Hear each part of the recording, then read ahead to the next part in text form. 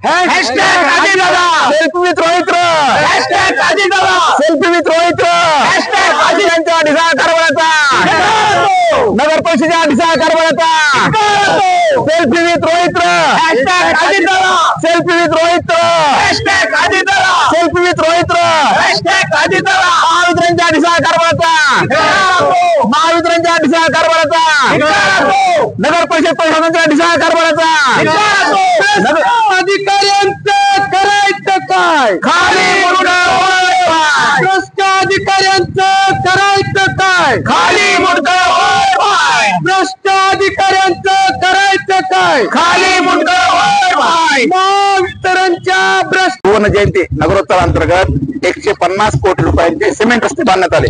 मात्र या रस्त्याच्या मधोमध असणारे रोहित्र आणि विजेचे खांब हे हलवण्यात आलेले नाहीत. नगर परिषद आणि महावितरणच्या ढिसाळ कारभारामुळे या ठिकाणी वर्दळीच्या ठिकाणी वारंवार जर पाहिलं आपण तर अपघात घडून येत आहेत आणि हे मध्यभागी जे आहेत रोहित्र ते अपघाताला निमंत्रण ठरत आहेत.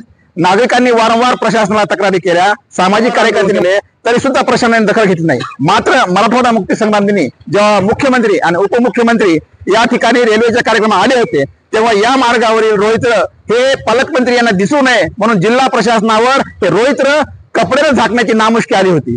तर हेच जे प्रशासनाचा ढोंग कारभार आहे अजितदादांना दाखवण्यासाठी आज आम्ही सगळे सामाजिक कार्यकर्ते या ठिकाणी उभे आहोत आणि हेच फोटो आम्ही आंदोलन केलं आहे लक्षवेधी हॅशटॅग विथ सेल्फी आणि हॅशटॅग अजितदादा हेच फोटो आम्ही अजितदादांना दाखवणार आहोत आणि या प्रशासनाला विनंती करणार आहोत की बीड शहरामधले केवळ हे एकच नाही 17 ठिकाणी जे रोहित्र आणि विजेचे खांब आहेत ते तातडीने हलवण्यात यावेत, सुरक्षित ठिकाणी ठेवण्यात यावेत आणि लोकांचा जो जीव धोक्याचा आहे तो वाचवावा.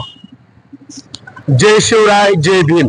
आज बीड शहरामध्ये सामाजिक कार्यकर्ते डॉक्टर गणेशरावजी ढवळे साहेब व इतर सर्व सामाजिक कार्यकर्ते हे गेल्या अनेक दिवसांपासून हे रोडवरील जे रोहित्र बसवण्यात आलेले आहेत नगरपालिका आणि महावितरणच्या गलतान कारभारामुळे मला 17 सप्टेंबर रोजी एक आश्चर्य वाटलं. या सामाजिक कार्यकर्त्यांच्या धास्तीने आतापर्यंत मनुष्य प्राण्याने आबरू झाकण्यासाठी कपडे घातलेले मी ऐकले, पण पहिल्यांदाच देशातली घटना अशी असेल की रोहित्राला कपडे घालण्याची त्यांच्यावर वेळ आली.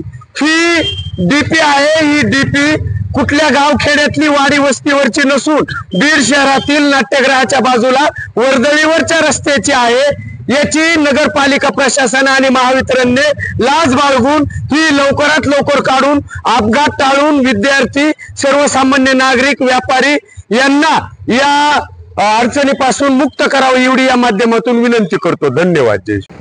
आज या ठिकाणी डॉक्टर गणेश ढवळे यांच्या नेतृत्वामध्ये हॅशटॅग अजितदादा असं आंदोलन करण्यात येत आहे.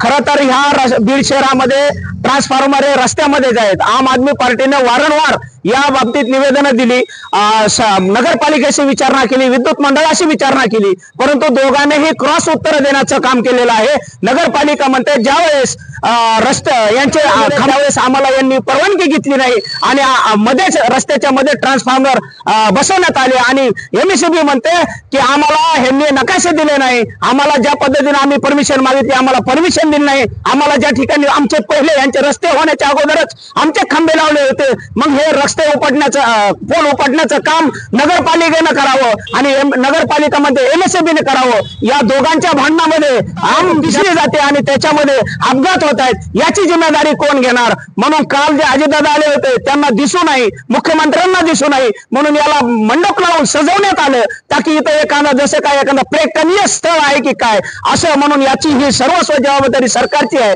म्हणून आज या ठिकाणी आंदोलन होतंय. या आंदोलनाचा जर तडा लागला नाही तर येणाऱ्या काळात तीव्र आंदोलन होतील हा इशारा देण्यात येत आहे.